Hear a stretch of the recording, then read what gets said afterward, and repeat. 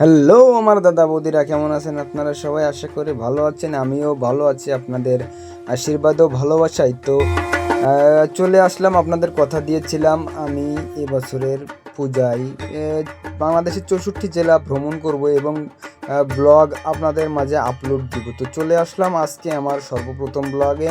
তো আজকে চলে আসলাম খুলনা বিভাগে জেলা যশোর বেসপাড়া সার্বজনীন মন্দিরে। তো সাথেই থাকুন এবং আমার ভিডিওটা উপভোগ করুন, আশা করি ভালো লাগবে। তো ভালো লাগলে লাইক কমেন্ট করতে ভুলবেন না। তো এখন আমি আছি যশোর বেসপাড়া সার্বজনীন পূজা মন্দিরে। তো পিছনে দেখতে পাচ্ছেন এখানে শয়ে শয়ে বিভিন্ন দেবদেবী বা প্রতিমা তৈরি করে রাখা আছে। তো এগুলো আসলে এখান থেকে সেল দেওয়া হয়, মানে বিক্রয় করা হয়। আপনাদের যাদের লাগবে অবশ্যই যোগাযোগ করতে পারেন যশোর বেসপাড়া সার্বজনীন পূজা মন্দির। তো চলুন আমরা নিচ থেকে আপনাদের সব কিছু দেখাই। তো আমার সাথে থাকুন।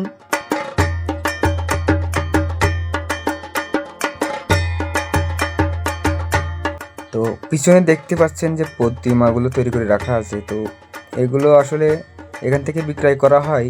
তো আপনাদের যাদের লাগবে যশোরের আশপাশ, তা আপনারা চলে আসতে পারেন যশোর বেসপাড়া সার্বজনীন পূজা মন্দিরে।